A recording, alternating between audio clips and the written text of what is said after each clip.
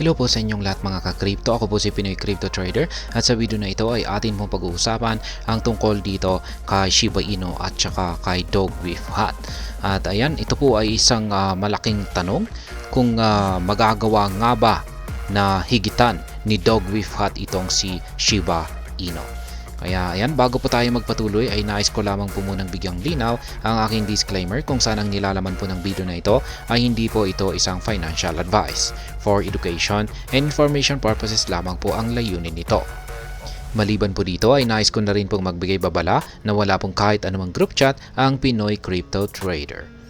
At ayan, kung i-check po kasi natin dito kay CoinMarketCap, yan yung mga top memes natin ay syempre ang nangunguna itong si Dogecoin. Ang pumapangalawa ay itong si Shiba Inu, ang pangatlo ay itong si Dog with Hat at ang pang-apat ay itong si Pepe, panglima naman po itong si Fluky Inu. Ngayon, ang pinakabago po sa kanila ay itong si Dog with Hat. Ngayon, ang dati pong nasa pangatlong spot na ito or third ranking ng mga top meme coins ay itong si Pepe. Ngayon biglang dumating itong si Dog with Hat at yan, nakuha po niya ang pwesto ni Pepe. At siya na po ang top 3 na meme coin. Yan by market nga capitalization or valuation. Yan, ibig sabihin ay ito yung mga meme coins na mataas yung kanilang valuation. Kaya ayan, si Dog with Hat, syempre ngayon ay ang kinakaharap na po niyang kakompetensya ay syempre itong si Shiba Inu kasi ito po yung pangalawa. Kaya ayan, yung tanong natin kanina ay kaya nga ba niya nahigitan itong si Shiba Inu at kunin ang pwesto na ikalawang pinakamalaking meme coin. Ayan. At si Shiba Inu ay mapupunta dito sa pangatlo. Ayan, kayang-kaya kaya nitong si Dog with Hat na gawin ito. Kaya ayan, ang sabi po rito ay Shiba Inu faces tough competition from Dog with Hat. Kaya ayan, mukhang mainit-init ang kanilang kompetisyon. Or talagang siguro ay parang mahihirapan daw itong si Shiba Inu. Ayan, na makipagkompetensya dito kay Dog with Hat. Shiba Inu has experienced a disappointing performance since the start of March, compounded by the emergence of Dog with Hat. Kaya yan, mukhang hindi raw po naging maganda ang umpisa ni Shiba Inu ngayong buwan, nitong nakalipas na buwan ng Marso. Kaya yan, nag-umpisa po nung Marso hanggang sa ngayon. Kasi alam naman po natin na nakakaranas si Shiba Inu ng kanyang price decline hanggang sa ngayon. Despite WIF having a market cap of just $4 billion, it's posing significant competition to SHIB, which boasts a market capitalization nearly 4 times larger at $15.7 billion. Kaya yan, kung ikukumpara po natin kasi yung kanilang market cap ay malayo po yung kanilang agwat. Sa ngayon ay nasa $3.8 billion ang market cap nitong si Dog with Hat, samantalang itong si Shiba Inu ay nasa 15.8 billion yung kanyang market cap. Kaya ang layo po. Ayan, malayo yung kanilang agwat. Mataas-taas pa ang kakailanganing akyatin nitong si Dog with Hat para mapantayan ang market cap or mahigitan ang market cap nitong si Shiba Inu. Kaya ayan, pero gayon pa man ay natatakot daw itong si Shiba Inu dito kay Dog with Hat dahil mukhang mabilis yung paglago nitong si Dog with Hat at maaring sa maiksing panahon ay matatapatan niya na ang market cap nitong si Shiba Inu. Kaya isa itong threat para kay Shiba Inu itong si Dog with Hat.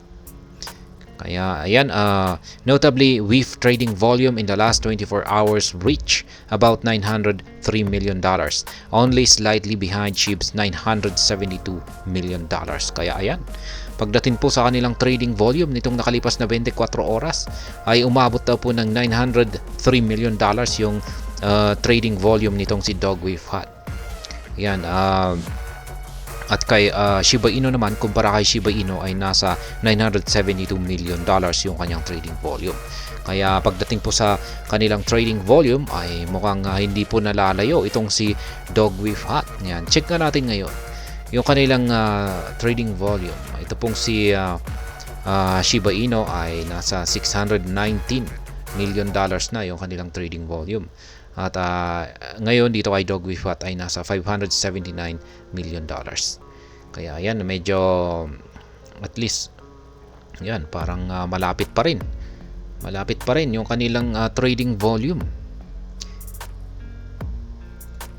Kaya yan, potential loss-bearing situation looms for SHIB. This trend indicates a decline in SHIB's potential with the rise of WIF challenging its dominance.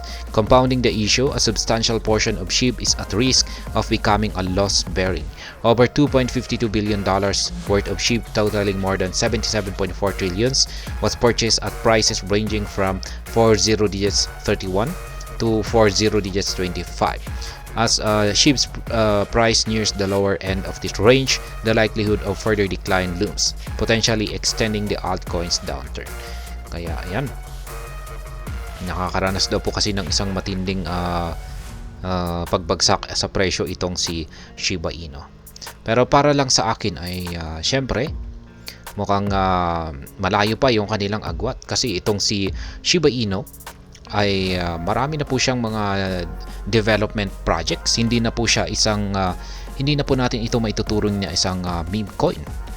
Yan, sobrang marami na po siyang mga use cases. Yan, nagkaroon na po siya ng maraming mga partners. Yan. At ngayon ay patuloy pa rin na nagdi-develop sila ng kanyang mga projects. Kaya may solid foundation po itong si Shiba Inu. Yan po ang wala kay Dogwoof Hut. Kasi itong si Dogwoof Hut ay bagong-bago pa lamang, at ayan, marami pa silang kailangang gawin. Pero malamang ngayon ay parang investor interest po yung parang nagpapaangat sa kanya. Maraming mga investor interest or mga investors na nagkakaroon ng interest sa kanya. Pero ang problema rito kay Dogwoof Hut ay paano kung pag may lumabas na ibang meme coin. Yan, katulad na lamang ni Pepe. Ayan, itong si Pepe, nung wala pa itong si Dogwoof Hut. Siyempre, siya yung number 3, top 3. At siyempre, nagugustuhan ng mga investor dito. Maraming nagkakagusto kay Pepe. Maski wala po siyang gaanong mga utilities, projects na di katulad ni Shiba Inu. Pero nang lumabas itong si Dogwoof Hut, siyempre, yung mga investor ay nagkaroon sila ng interest. Yan, sa bagong sabihin natin itong si Dogwoof Hut. Kaya syempre nabawasan yung investor interest nila dito kay Pepe, at malamang yung iba ay naglipatan dito kay Dogwoof Hut. Kaya umangat si Dogwoof Hut. Pero kay Shiba Inu ay hindi po siya basta-basta manghihina or mapapataob ng mga bagong labas na meme coin. Kasi yan nga, sinabi ko kanina, ay meron po siyang solid na foundation. At yan, dahil dyan ay parang hindi na rin natin ito maituturing na isang meme coin. Yan, dapat ay hindi na dapat na kasali ito sa meme coin. Kasi sobrang dami ng kanyang mga marami na po siyang mga projects. Dapat ay tanggalin na siya sa pagiging isang meme coin. Pero syempre, galing po kasi siya sa meme coin, at meron nga yung kasabihan na ang hindi marunong lumingon sa pinanggalingan ay hindi makakarating sa kanyang paroroonan. Kaya yan po siguro ang dahilan kung bakit ayaw nilang tanggalin ang kanilang titulo bilang si Shiba Inu ay isang meme coin. Ayan. Kaya sa aking sariling opinion ay malabo po na mahigitan ni Dogwoof Hut itong si Shiba Inu sa ngayon. Ayan, sa ngayon po yan. Hindi natin alam kung talagang magsisikap ang mga developers ni Dogwoof Hut or yung kanyang community ay yan, bibigyan ng todong suporta itong si Dogwoof Hut, ay hindi natin alam. Baka malamang ay pwedeng bigla na lamang sumabog ito. Yan, at mapantayan yung market cap ni Shiba Inu or mahigitan. Kaya yan, hindi na rin natin alam. Pero sa ngayon ay ang masasabi ko pa rito ay medyo malabo na mangyari na mahigitan ni Dogwoof Hut itong si Shiba Inu. At ayun, hanggang dito na lamang po tayo sa video na ito. Sana po ay inyong nagustuhan ang aking paliwanag dito. Kung inyo po itong nagustuhan, pakiclick lamang po ang like button nito. Para naman po sa mga bago lamang dito, kayo po ay aking inaanyayahan para mag-subscribe. Pakiclick na rin po ang bell icon nito dahil ito po ang siya magsisilbing notification nito sa mga bago kong videos na akin pong ina-upload sa aking YouTube channel na ito. Marami pong salamat sa panonood, ingat po tayo lagi at God bless po sa ating lahat.